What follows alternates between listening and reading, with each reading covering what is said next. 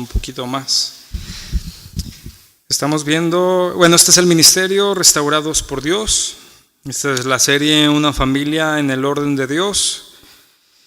Y lo que vamos a ver hoy es un tema que, conocemos, creo, debemos de conocer, pero que también va aplicado en el matrimonio, que es una parte muy importante para mantener la comunión, mantener la paz, mantener todo lo que hemos hablado. La clase se llama así, el problema del pecado.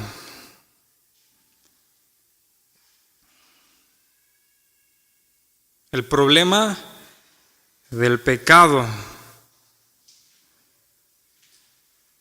¿Cuál es el principal problema del ser humano? Y de hecho lo hemos estado viendo aún en los domingos. ¿Qué es un qué por naturaleza? ¿Una buena persona? ¿Es alguien que ama a Dios, que lo respeta? ¿O es un pecador por naturaleza? Ese es el principal problema, ¿no? El principal problema del ser humano es que es un pecador en su origen natural. Todos los hombres, mujeres, sin Dios, están rendidos al pecado.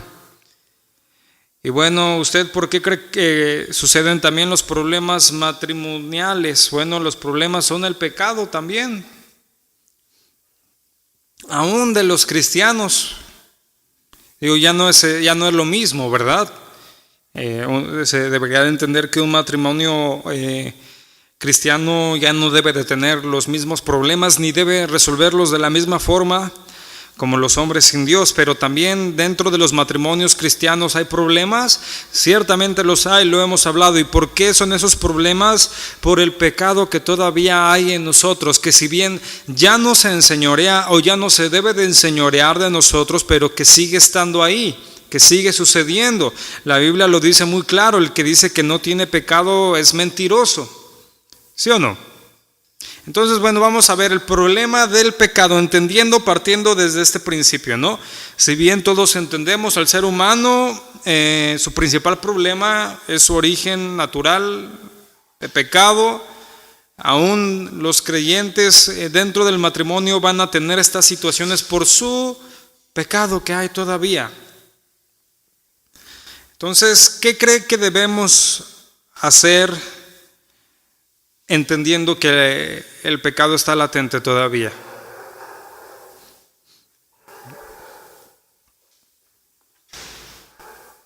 ¿Qué cree que podemos hacer?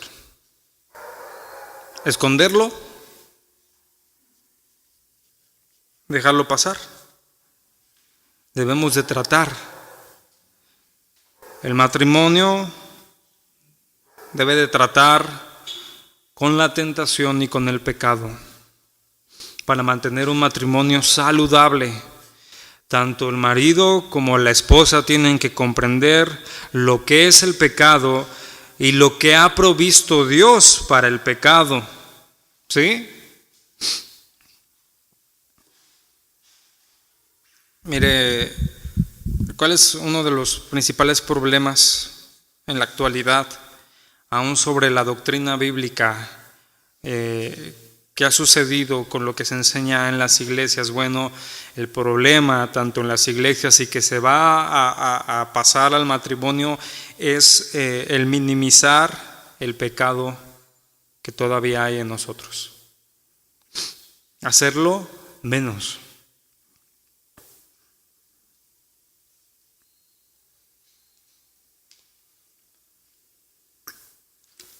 Le decía, ¿cómo lo hacen? Pues le llaman al pecado enfermedad, le llaman al pecado demonio, en los peores casos, ¿no? Y dice, no es pecador, está enfermo. No es él, es un demonio que tiene adentro. Luego así hasta el hombre natural habla, dice que todos tienen sus demonios, no, todos tienen sus pecados, que es muy diferente. Porque lo hablan como si el demonio te poseyera, ¿no? Y tú no fueras tú el que está mintiendo, sino es el demonio que está en ti, no, eres tú. Tal vez estás actuando como demonio, eso es otra cosa, pero eso no quiere decir que sea el problema eso, sino es el pecado que está en el hombre. Entonces tratan de minimizarlo. Aún dentro de la doctrina bíblica es uno de los problemas que hay, minimizar el problema del pecado, y aún dentro del matrimonio hacerlo menos, hacerse de la vista gorda, o cada quien sus cosas, ¿no? Así es como viven muchas parejas, ¿no? Tú tus pecados, yo los míos, yo no me meto en los tuyos, tú no te metes en los míos, todos estamos en paz. O minimizarlo, desechar los consejos y los principios bíblicos de los que hemos hablado constantemente, y no tomar como el camino o como el código que debe de regir nuestro matrimonio en la palabra de Dios, y hacemos menos el pecado.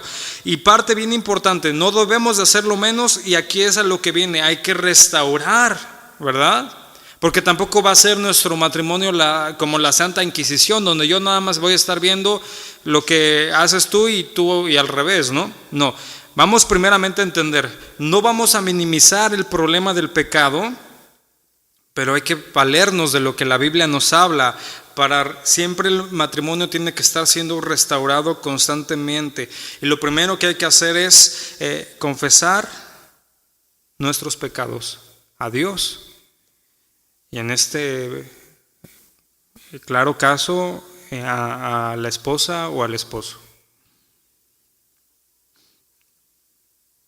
Lo primero que Dios nos llama, si te das cuenta en la Biblia, no te llama primeramente a que lo dejes porque no puedes, primero te llama a que lo confieses. ¿Sí lo ves? Porque eso habla de que va a haber humildad en el corazón, que se va a desechar todo orgullo, que se va a reconocer la condición en la que se está viviendo. Por ejemplo, en el matrimonio se va a reconocer la falta que uno está cometiendo. Es vital, es sumamente importante en tener en cuenta el ponernos primeramente a cuentas con Dios, confesando nuestro pecado, y que no demoremos esa confesión.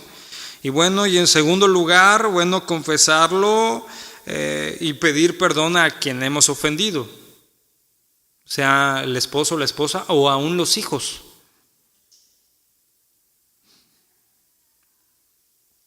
O sea, esa idea de decir que a veces está de que te dicen que a los hijos no le debes demostrar debilidad, en este caso no aplica, ¿verdad?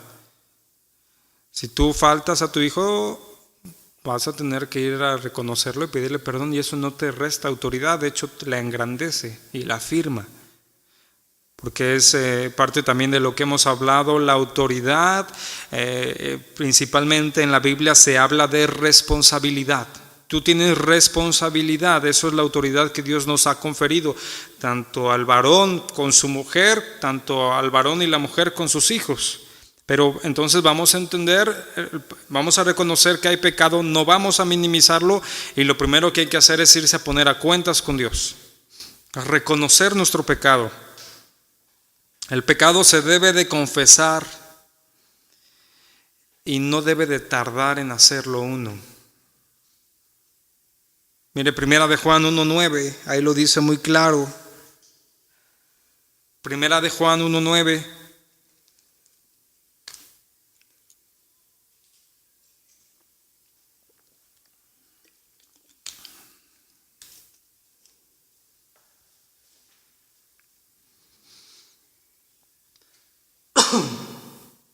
Perdón. Primera de Juan 1:9 dice: si confesamos nuestros pecados, Él es fiel y justo para perdonar nuestros pecados y limpiarnos, dice, de toda maldad. ¿Qué debemos hacer? Confesar nuestros pecados. ¿Qué significa confesar aquí? Significa reconocimiento. ¿Sí? Reconocer nuestra falta. Admitir esto, lo que está diciendo, admitir la propia culpa.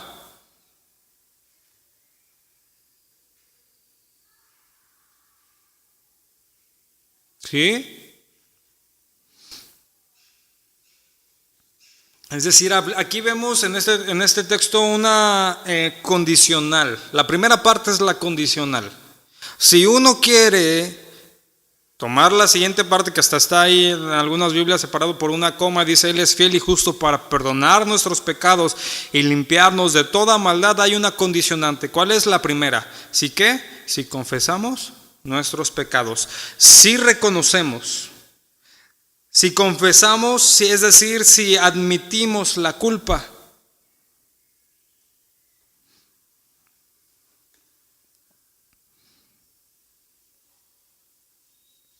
Y aquí hay algo bien importante.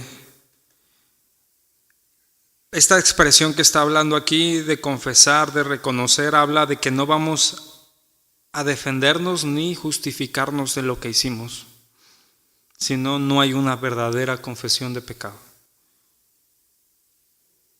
¿Por qué? Porque el confesar el pecado es demostrar arrepentimiento y que queremos que nuestra vida esté siendo renovada.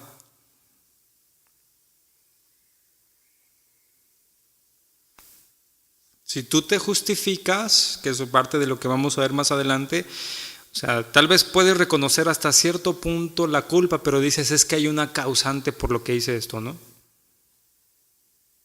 Entonces, ¿cómo va a haber ahí un verdadero arrepentimiento y renovación si tú constantemente estás queriendo compartir la culpa de lo que tú estás haciendo con alguien o con algo más? Recuerda, al final de cuentas, cada uno será llamado individualmente delante de Dios a dar cuentas. ¿Sí me entiendes? Eso es bien importante. O sea, vas a ser tú y Dios. Y vas a dar cuentas de tu vida, no de la vida del otro. Y dice: si vamos de esta forma, si confesamos nuestros pecados, dice, Él es fiel y justo. Aquí habla de que tenemos que tener la certeza de que Dios es fiel a sus promesas. ¿Y cuál es la promesa aquí? Que nos va a ¿qué? A perdonar. Entonces vamos a entender: la única condición que Dios requiere para el perdón es que confesemos nuestros pecados. ¿Sí? El Señor lo ha dicho, que Él perdonará la maldad y que nunca más recordará los pecados. Te puedes leer esto en Jeremías 31:34, en Hebreos 8:12. Él lo dice, que Él va a perdonar la maldad y que no va a recordar nunca más los pecados.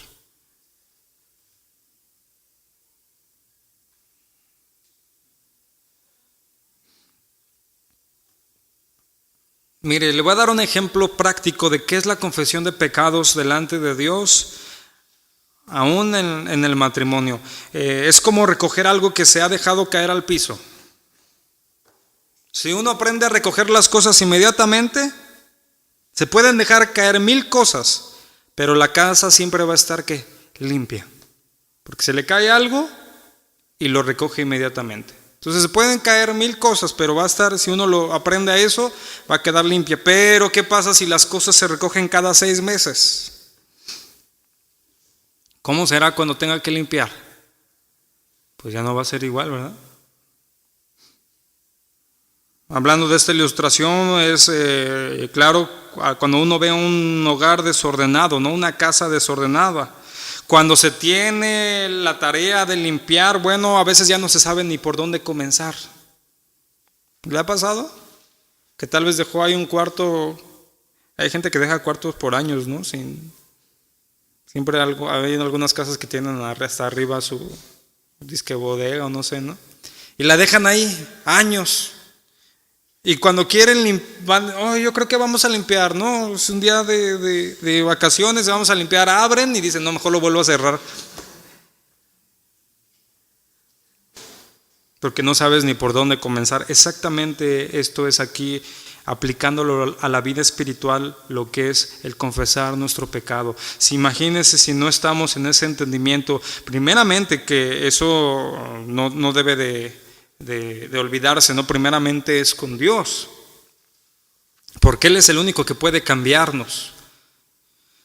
Ciertamente, en segundo lugar, es ir con la persona afectada, pero entendiendo esto, nadie puede cambiar a otra persona, el único que puede cambiar es Dios. Primeramente a quien tengo que ir es a Dios, porque Él es el que me puede cambiar. Porque puede caer, puede haber una excepción donde la persona tal vez sí lo reconoce delante de las demás personas, pero nunca va y se pone a cuentas con Dios. Entonces vamos a entender esto, es como le decía, como en una casa donde se cae algo y la persona sensata va y lo recoge inmediatamente. Se pueden caer más veces eso, pero como siempre va a estar recogiendo inmediatamente, va a estar limpio. Si uno deja pasar el tiempo, cuando uno quiera, llegue el momento donde ya empieza a oler mal, donde ya no hay, ya se da cuenta uno que está metido en un problema, bueno, al pasar tanto tiempo no va a saber ni por dónde empezar. Va a quedar abrumado.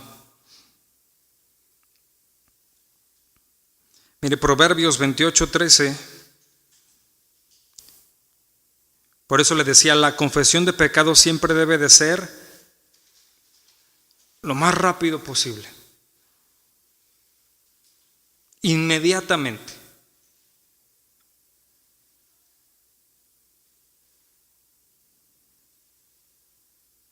¿Qué dice ahí Proverbios 28:13?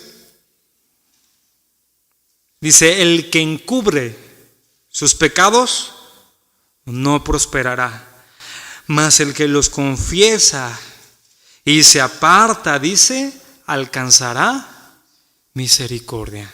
No encubras tus faltas.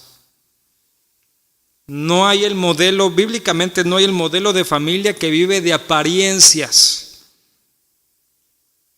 Porque eso es lo que significa que están encubriendo sus pecados. ¿Y qué es lo que la Biblia dice? Que no va a prosperar ese matrimonio, no va a prosperar esa familia. Mas el que confiesa, y también viene otra implicación, dice, ¿y qué? Y se aparta, dice, ese es el que alcanzará misericordia. No demores. No demores, porque también puedes correr el riesgo de que esa primera falta que tú dejaste pasar se va dejando ahí y se puede ir agravando la circunstancia que estás viviendo. Es lo que hemos hablado, ¿no? Como cuando se va cauterizando la conciencia. Uno de un principio le decía, miente, y se siente mal, pero si sigue mintiendo y no es una persona que constantemente está reconociendo, está arrepintiéndose verdaderamente y apartándose de ello, al poco tiempo se vuelve un experto en mentir. Y ya la mentira ya no se ve tan mal. Y ya no nada más es el mentir, sino pasa a otra cosa cada vez peor y peor y peor. Imagínense eso dentro del matrimonio. Por eso es bien importante no encubrir los pecados, sino confesarse y apartarse de ellos. Algo importante de esto no quiere decir, vamos a dejarlo claro, que si alguna vez fallamos, quiere decir que perdamos, por ejemplo, nuestra salvación, ¿verdad? Estamos hablando aquí para estar en paz con Dios, para estar en paz con el matrimonio, aunque sí hay algo importante que entender, ¿no?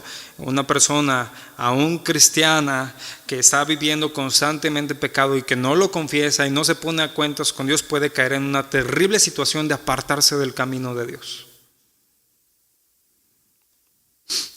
Por ejemplo, ¿usted recuerda cuando David cayó en el pecado grave de adulterio y de homicidio?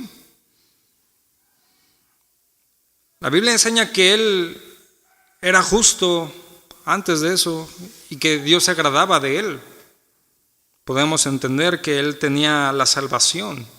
Y vean lo que habla David, Salmo 51:12, cuando él cae y no había confesado su pecado.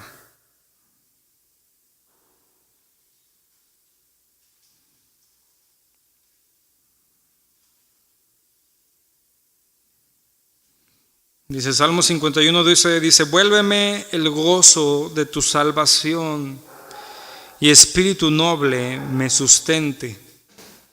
En otra versión dice, restaura en mí la alegría de tu salvación y haz que esté dispuesto a obedecerte.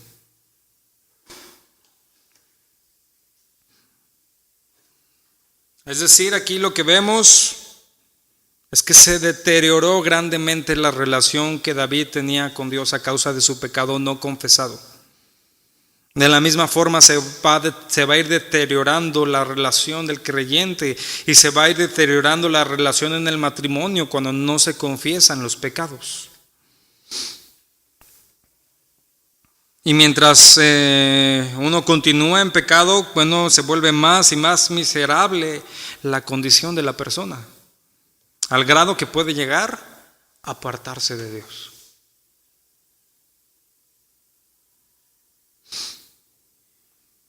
Digo, esto es como algo esencial de la vida cristiana, ¿verdad? Sí, pues tenemos que partir desde el punto que es esencial de mi comunión con Dios, pero que afecta directamente a la relación del matrimonio. Le decía, es la primera institución, lo primero que Dios creó. Evidentemente mi relación con Dios se va a ver claramente afectada en mi relación matrimonial. ¿Por qué puede haber una persona que aún siga asistiendo a la iglesia, cantando, hablando en un lenguaje religioso, sonriendo, bendiciendo a los hermanos, pero si no esta persona, si no entiende lo que es estarse poniendo a cuentas con Dios constantemente, va a estar fingiendo un gozo que realmente no tiene?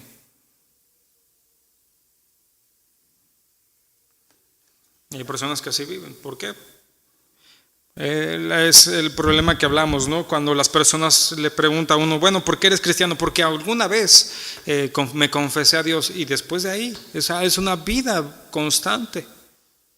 Si ciertamente le decía, no es una vida constante es como, no quiero que pienses, entonces yo en la mañana pierdo mi salvación y en la noche la recupero porque me arrepiento. No actúa así.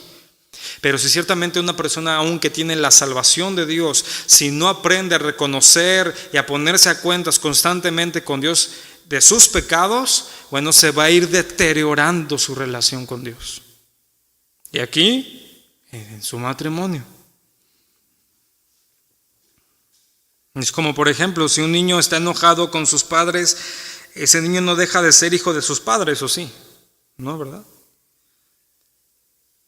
Pero por supuesto que el pecado sí afectará la calidad de esa relación. Le quitará el gozo de esa relación. Si el pecado no confesado se permite acumular, va a dificultar la relación más y más. En la relación matrimonial es el mismo principio. Si se permite acumular, dificultará la relación más y más.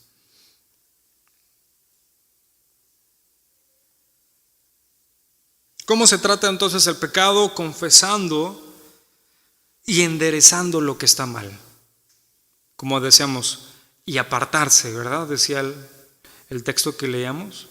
Confesar y apartarse. ¿Cómo es esto? Enderezando lo que uno está haciendo mal. Es decir, aquí vamos al siguiente punto, es confesar y pedir perdón.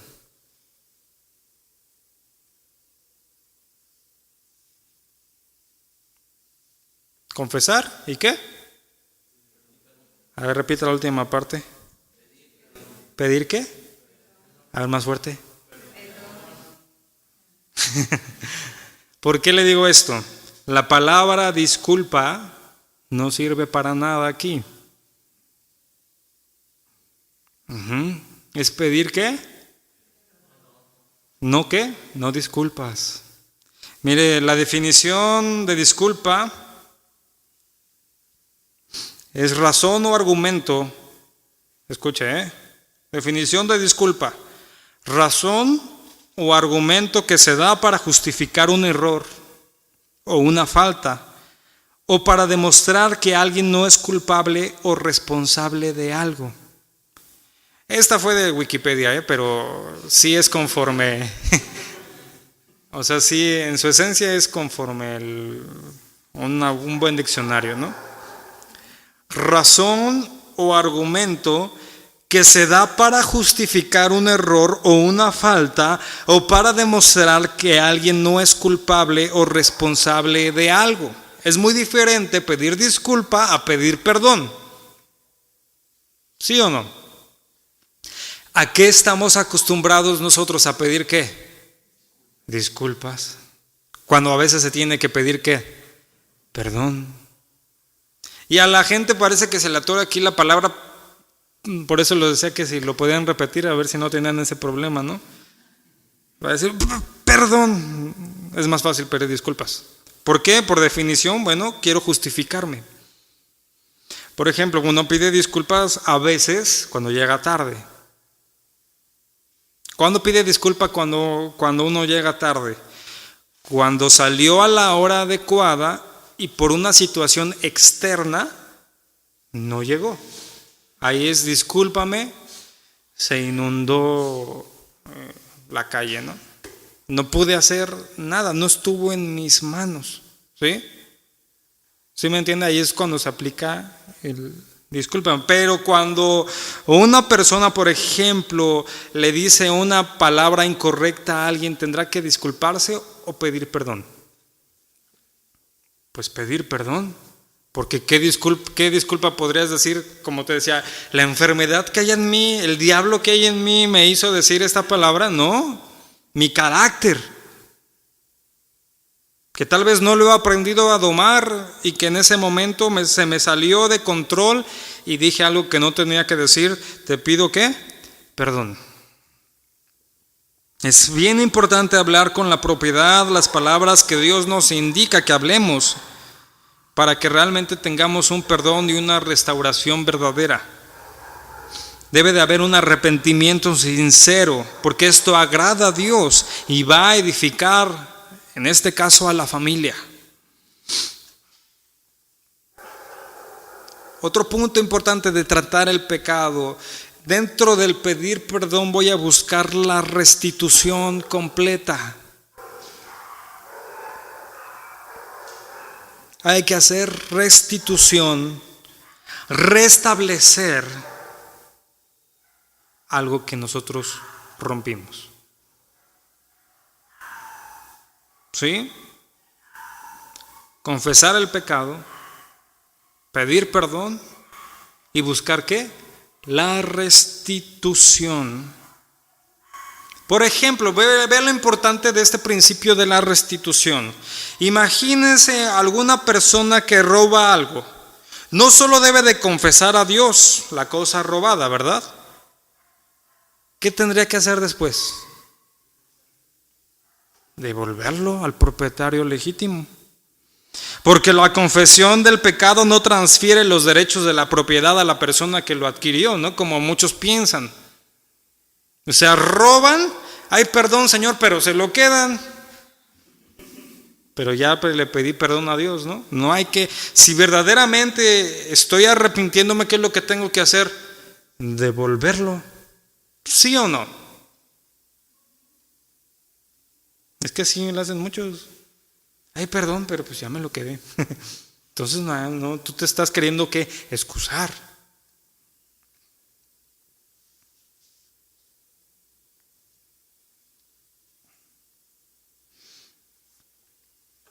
Restituir también demostrará verdaderamente el arrepentimiento que hay de lo que uno hizo.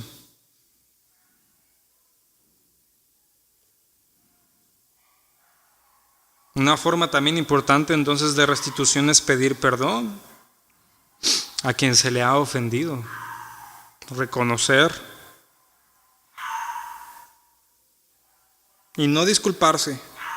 Como lo hemos dicho, no es muy fácil caer en esta forma de siempre estarse disculpando, excusándose, en lugar de buscar la solución. ¿Y cuál es la solución? Reconocer la falta y buscar apartarse de ella, restituir el daño.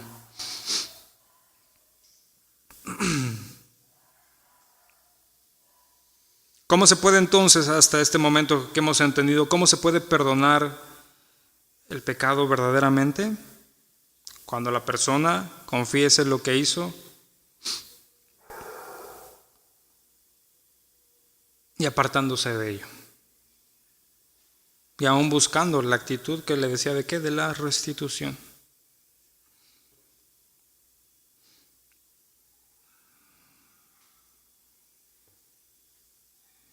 Pero le decía, es fácil para que alguien que vive en la carne estar constantemente en faltas y en fallas y yendo en contra de la voluntad de Dios.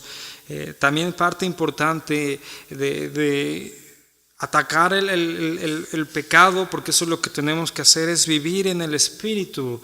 Y esto aquí específicamente es dar el fruto del Espíritu.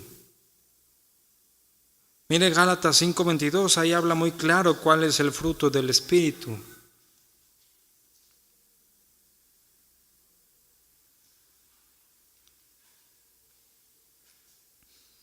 Hay que ir derribando esas ideas y malformaciones que hay de andar en el Espíritu, ¿verdad? Que a veces se piensa que es vivir místicamente, vivir en un trance o en una espiritualidad vana, ¿no? Mire, vivir en el Espíritu es muy apegado a Gálatas 5:22, dice, mas el fruto del Espíritu es amor, gozo, paz, paciencia, benignidad, bondad, fe, mansedumbre, templanza. Dice, contra tales cosas no hay ¿qué? Ley. Dice el verso 24, pero los que son de Cristo han crucificado la carne con sus pasiones y deseos. Dice, si vivimos por el Espíritu, andemos también por el Espíritu. Si uno anda en amor, gozo, paz, paciencia, benignidad, bondad, fe, mansedumbre, templanza, pues va a ser más difícil, ¿verdad? Andar en lo que a uno no le compete.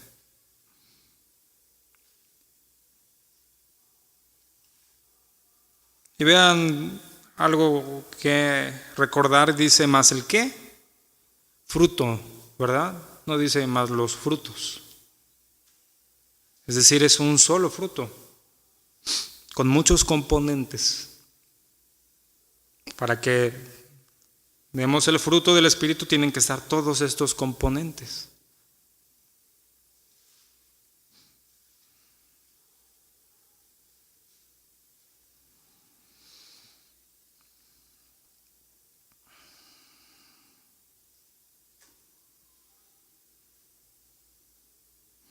¿Qué sucede entonces si el marido y su esposa han estado en rencillas por mucho tiempo? Bueno, tendrán que sentarse por un momento, pedirse perdón el uno al otro con todo detalle y buscar que restaurar la relación. Por eso es tan importante entender estos principios que hemos hablado, ¿no? Confesar el pecado, apartarse de él, pedir perdón, buscar la restitución. Es fundamental la guía de Dios en esto para estar en una comunión verdadera. Primera de Juan 1:7.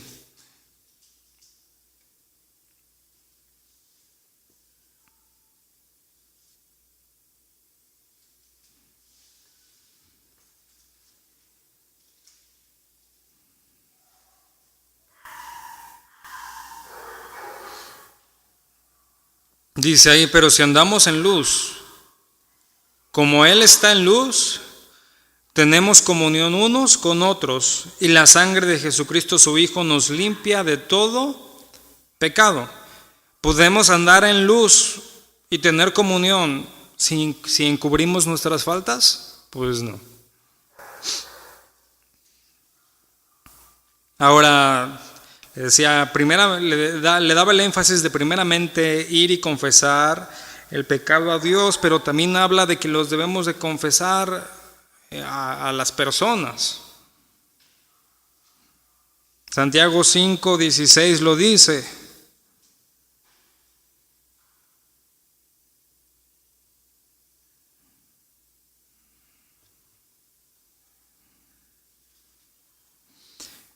Santiago 5:16.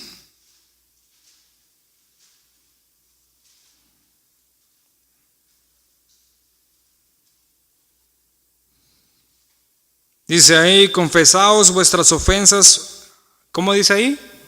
Unos a otros, y orad unos por otros, para que seáis sanados. La oración eficaz del justo, dice, puede mucho. Aquí habla de otro punto, ¿no? Confesar nuestras ofensas los unos a los otros. Y aquí vamos a tomarlo claramente, pues confiésale a quien le has fallado, ¿no?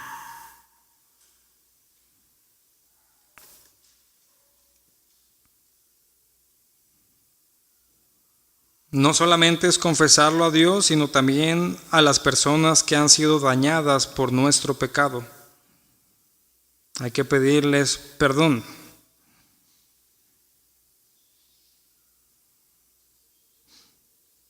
Y también, bueno, es importante la parte de la persona afectada de aprender a qué, pues a perdonar. Que es el otro punto, ¿no? Aún, porque imagínense, viene la persona, entiende esto, no quiere encubrir su pecado, lo reconoce delante de Dios, lo reconoce delante del otro, se arrepiente, pide perdón genuino y la otra persona no quiere perdonar, pues bueno, de nada sirvió todo lo anterior, ¿no? Es decir, los hombres, mujeres cristianas deben de confesar sus pecados a sus esposos y a sus esposas, y bueno, debe de existir el perdonarse los unos a los otros. Mateo 6:12.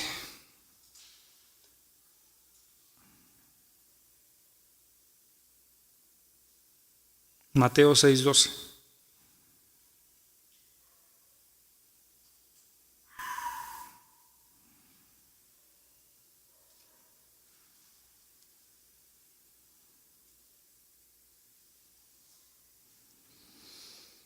Mateo 6:12 dice, y perdónanos nuestras deudas, como también nosotros perdonamos a nuestros deudores. ¿Sí?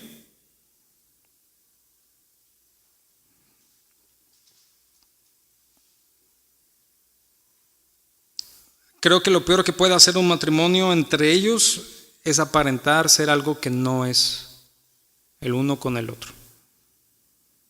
Es decir, cuando uno empieza a encubrir sus faltas y sus pecados a la otra persona. Porque llega el momento donde pues realmente no se conocen. Viven una relación de apariencia. ¿Y qué es lo que cuando se vive así y en algún momento Dios saca a la luz la condición de la otra persona? ¿Qué es lo que sucede con el matrimonio? Se fractura terriblemente porque la otra persona voltea y dice, pues ¿quién eres? ¿Sí o no? Porque hubo un encubrimiento, porque no hubo una relación verdadera de comunión, de integridad, de restauración, de ir creciendo y demostrarse, bueno, íntegramente con la persona que uno decidió comprometerse, porque eso es el punto, ¿no? Uno lo decidió entendiendo, van a existir los errores y el peor error que uno pueda cometer aún estando es buscar encubrirlos de los demás. Y en especial aquí en el matrimonio del esposo o de la esposa. Aún los padres lo dicen, no, es que hubiera sido mucho mejor saberlo de ti que de tus maestros, ¿no? Que vinieron a decirme, ¿no? ¿Sí o no? Ahí usted coméntelo con su esposo, con su esposa, y a lo es mejor que tú vengas y me digas acá yo enterarme por otro lado. Porque lo único que va a hacer el no entender el problema del pecado y no atacarlo correctamente, le digo, es dividir, separar, destruir. Y aquí vimos algo bien claro del otro lado, es entender que así como, por ejemplo, en este caso, la otra persona viene a mí a pedirme perdón, yo también cometo faltas. Yo tengo que perdonar. Y esa es una vida de restauración del matrimonio.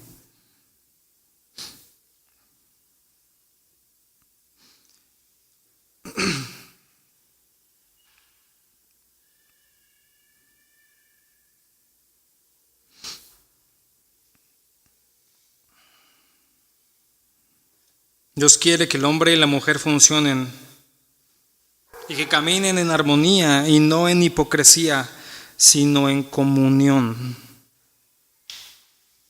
Recuerde, si confesamos nuestros pecados, Él es fiel y justo para perdonar nuestros pecados y limpiarnos de toda maldad. Él quiere que confesemos nuestros pecados y de hacerlo con convicción de arrepentimiento. Cada caso debe de ser confesado delante de Dios. No debemos de minimizar el pecado y no debemos de excusarnos. No debemos de decirle tanto a Dios o a la otra persona, es que peco porque tú me haces pecar. Porque ahí me estoy excusando y no estoy adquiriendo la responsabilidad que primero tengo que mostrarle a Dios para que venga su misericordia y venga su perdón.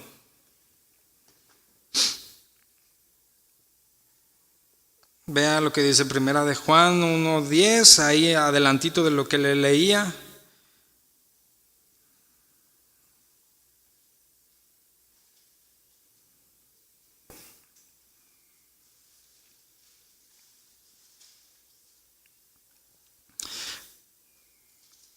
Primera de Juan 1:10, leíamos el 9, dice: si confesamos nuestros pecados, Él es fiel y justo para perdonar nuestros pecados y limpiarnos de toda maldad. Si decimos que no hemos pecado, le hacemos a Él mentiroso, dice, y su palabra no está ¿en quién? En nosotros. Es decir, esto es o sí, este principio que estamos tomando, porque no podemos decir, es que yo nunca me pongo cuentas porque yo no peco. No, pues estás mal. Y mire, Dios aún toma la iniciativa. Vea lo que dice en Isaías 1:18.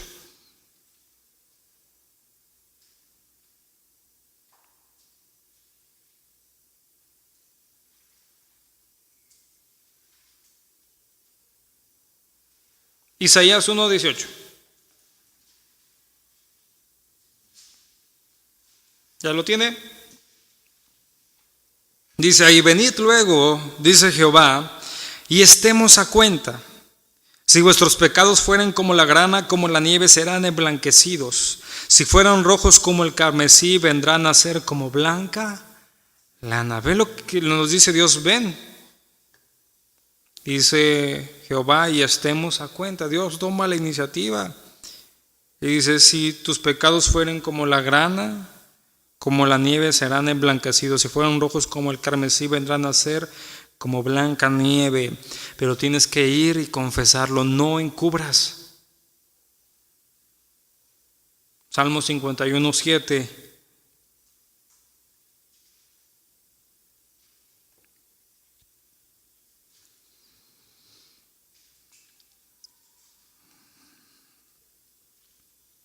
Dice ahí: purifícame con hisopo y seré limpio, lávame y seré más blanco que la nieve.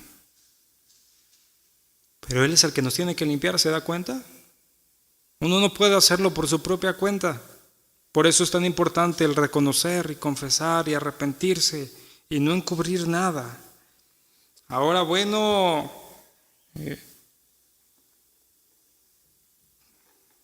note esto, podemos haber caído en partes que hemos leído ahorita, ¿no? De encubrir en el peor de los casos, o como le decía, al dejarlo pasar. Y es importante que a tiempo, sin estar acumulando, se tenga este ejercicio en el matrimonio de reconocer las faltas, de pedirse perdón, de buscar la restauración para que haya verdadera comunión. No lo dejen a la deriva porque se va acumulando y de un momento a otro explota. Y pues explota para mal.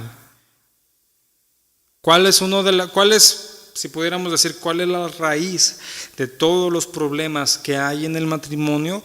Pues es el pecado que aún mora en nosotros. Pero Dios nos da la forma de cómo tratar con Él, cómo pelear con Él. Pero pues la iniciativa no puede ser propia, Dios es el que lo tiene que hacer. Por eso el primer punto es arrepentirse, reconocerlo, confesarlo. Es importante, hermano, este entendimiento y ejercicio dentro del matrimonio. porque ahí se va a apartar esta idea de que empiece a haber amargura en el matrimonio, donde cada quien va guardando lo suyo y no reconoce en ningún momento el uno o el otro sus faltas. Hay que ser purificados y limpiados por el Señor para estar limpios delante de Él y para que eso se refleje claramente en la relación en el matrimonio. Te damos gracias, Señor, y te damos gracias por tu palabra, mi Dios, que tú nos has dado esta noche, esta tarde, Señor. Entendiendo esto, que no podemos encubrir nada delante de ti, pero que eso sí afecta nuestra relación contigo, el no reconocer, el no confesarte, Señor, nuestros pecados, nuestras faltas. Te rogamos que tú seas en nosotros, Señor, que nos limpie, aún el que nos muestre nuestras fallas, nuestras faltas, Señor, y que esto también es bien importante en el trato que cada uno tenemos con el orgullo, con la vanagloria, con la altivez en el corazón, sino tener un espíritu humilde, humillado, rendido, que te reconoce primeramente como el Señor y que no encubre su pecado, sino que clama por misericordia, por perdón. Que esto se extienda a cada matrimonio y que se viva en una constante comunión y restauración, porque vendrán las fallas, vendrán las faltas, pero hoy tú nos has dado la forma de cómo tomar esto, Señor. No encubriendo, no simulando, no minimizando, porque eso solamente dañará y nos apartará de ti. Gracias te damos porque aún vemos que tú eres bueno, tú lo has dicho, tú eres fiel y justo para perdonarnos, para limpiarnos, para santificarnos. Gracias te damos por todo lo que tú nos das constantemente. Te agradecemos en el nombre de nuestro Señor Jesús. Amén. Dios los bendiga.